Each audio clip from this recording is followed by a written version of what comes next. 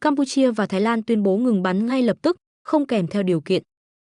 Sau 5 ngày căng thẳng leo thang tại biên giới, tưởng chừng ngọn lửa chiến sự sẽ tiếp tục bùng phát dữ dội, thì bất ngờ, hai nước đã cùng ra thông cáo chung về việc dừng toàn bộ hành động quân sự, bắt đầu từ 0 giờ ngày 29 tháng.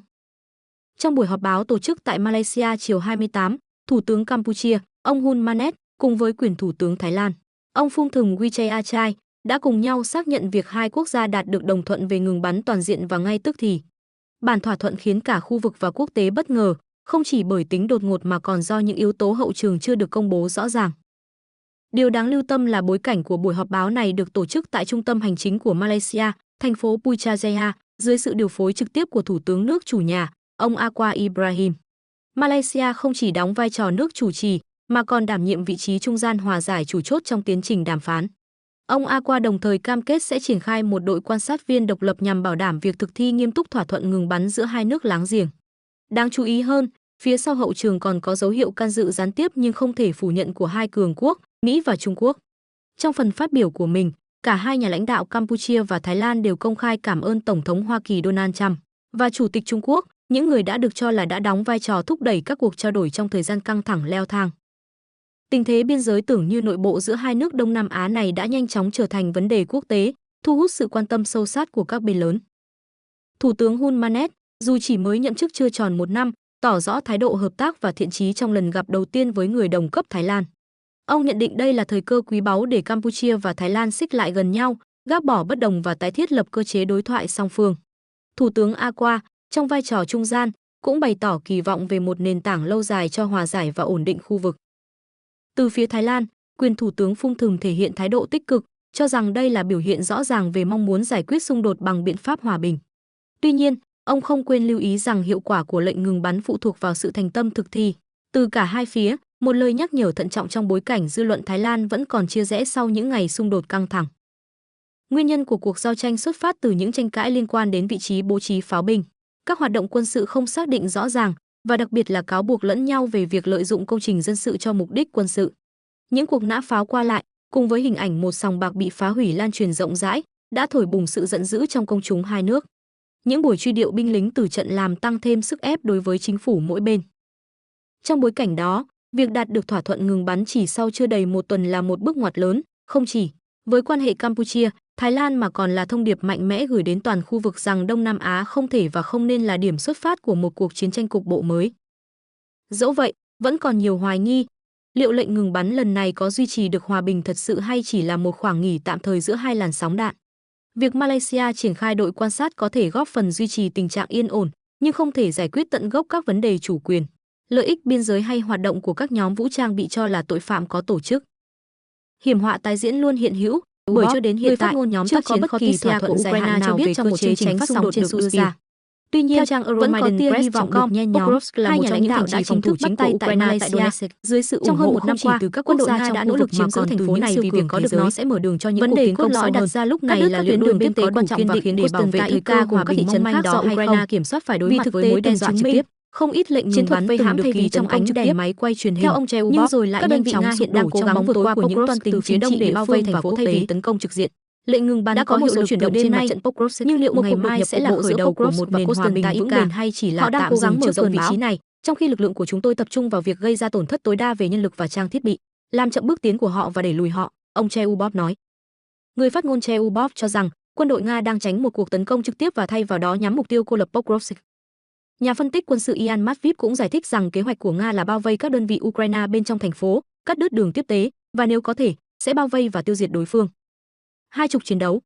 Hiện tại, giao tranh đang diễn ra trên hai mặt trận chính, vùng ngoại ô phía tây nam Pokrovsk và vùng đông bắc, xung quanh Rodinsky, Suvorov và Nikanoriivka. Các nhóm bộ binh nhỏ của Nga cũng đang xâm nhập qua Zerevo và Pervomek. Nhiệm vụ của họ là xâm nhập vào vùng ngoại ô, làm rối loạn hệ thống phòng thủ của Ukraine từ phía sau và chuẩn bị chiến trường cho các lực lượng lớn hơn.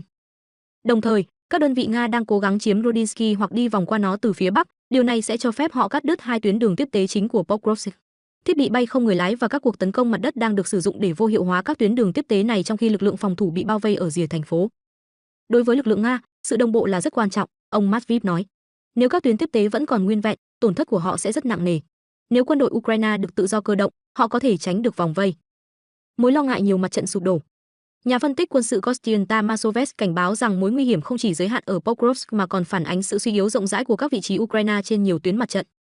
Điều tôi lo ngại nhất hiện nay là mặt trận đang bắt đầu sụp đổ ở một số khu vực, ít nhất là ở cấp độ chiến thuật, ông Masovets viết. Nếu giới lãnh đạo quân sự và chính trị của đất nước tiếp tục tập trung vào bất cứ điều gì khác ngoài bản thân cuộc chiến, hậu quả có thể cực kỳ nghiêm trọng. Ông Masovets vạch ra một kịch bản rõ ràng nếu tình hình không thay đổi, Pokrovsk có thể thất thủ trước mùa thu, Konstantinivka và Kupiansk có thể gặp nguy hiểm vào mùa thu. Theo ông, đến cuối năm, lực lượng Nga có thể tiến đến các tuyến đường tiếp cận Zaporizhia, một thành phố công nghiệp lớn với khoảng 1 triệu dân, và một lần nữa đe dọa khu vực Sloviansk Kramatorsk, vốn đóng vai trò là trung tâm hành chính và hậu cần cho hệ thống phòng thủ của Ukraine tại Donetsk. Ông Masovets chỉ ra hai yếu tố dẫn đến những rủi ro này, thứ nhất là lợi thế đáng kể của Nga về nhiều mặt, trong đó lực lượng bộ binh sẵn sàng chiến đấu trên nhiều hướng tác chiến. Thứ hai là những lựa chọn khó khăn của Ukraine. Việc không giữ được tuyến phòng thủ dọc theo sông Kazeni Torres đã khiến Pokrovsk trở nên dễ bị tổn thương hơn. Các nhà phân tích hiện chỉ thấy hai lựa chọn, Ukraine rút lui khỏi Pokrovsk, được coi là khó xảy ra, và lực lượng Kiev bảo vệ thành phố và các tuyến đường tiếp cận phía bắc cùng một lúc, cầm cự càng lâu càng tốt và phản công nếu có lực lượng dự bị. Nếu tướng Syrskyi có lực lượng dự bị cơ giới thì đây chính là lúc sử dụng chúng, ông Matviv nói thêm. Nga mới đang chuẩn bị mọi điều kiện để tấn công toàn khu vực Pokrovsk. Nhưng không phải tất cả các nhà phân tích đều coi Pokrovsk là mối nguy hiểm trước mắt nhất. Trong khi một số chuyên gia nhấn mạnh tính cấp bách của việc giữ vững thành phố, nhà phân tích quân sự Bogdan Myrosnikov lập luận rằng các hoạt động của Nga xung quanh Pokrovsk và Konstantinivka vẫn đang trong giai đoạn chuẩn bị chứ chưa sẵn sàng cho một chiến dịch tấn công tổng lực. Trục Konstantinivka chỉ mới bắt đầu, ông nói. Nga đang tạo điều kiện cho một cuộc bao vây hoặc tấn công, và điều này sẽ không thể được giải quyết trong 1 tháng, hay thậm chí 3 tháng. Theo ông Myrosnikov, xung quanh Pokrovsk, những điều kiện này đã được thiết lập khoảng 75%, nhưng giai đoạn chính, nỗ lực tấn công toàn bộ khu vực Pokrovsk Mirnorad vẫn còn phải vài tháng nữa. Ông lưu ý rằng các đơn vị Nga hiện đã ở gần ngoại ô Pokrovsk, nhưng vẫn chưa đủ cho một cuộc tấn công toàn diện.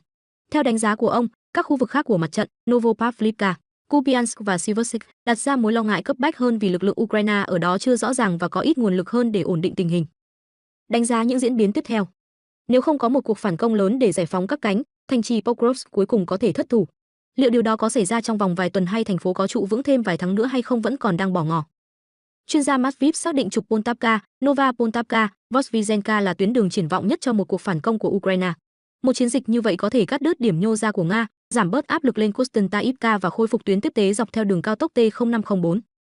Pokrovsk cũng đánh dấu điểm cực nam của vành đai pháo đài của Ukraine tại tỉnh Donetsk, một chuỗi các thành phố kiên cố trải dài về phía bắc qua Sloviansk, Kramatorsk, Druhivka và Konstantinivka. Việc mất Pokrovsk sẽ làm suy yếu hệ thống phòng thủ dọc theo toàn bộ vành đai và tạo điều kiện cho lực lượng Nga có một chỗ đứng vững chắc cho các hoạt động tiếp theo về phía bắc và phía tây. Liệu Ukraine có đủ nhân lực, lực lượng dự bị cơ giới và sự hỗ trợ chiến lược để tiến hành phản công dọc theo trục đó hay không và giữ vững vành đai pháo đài vẫn là một câu hỏi quan trọng trong những tuần tới.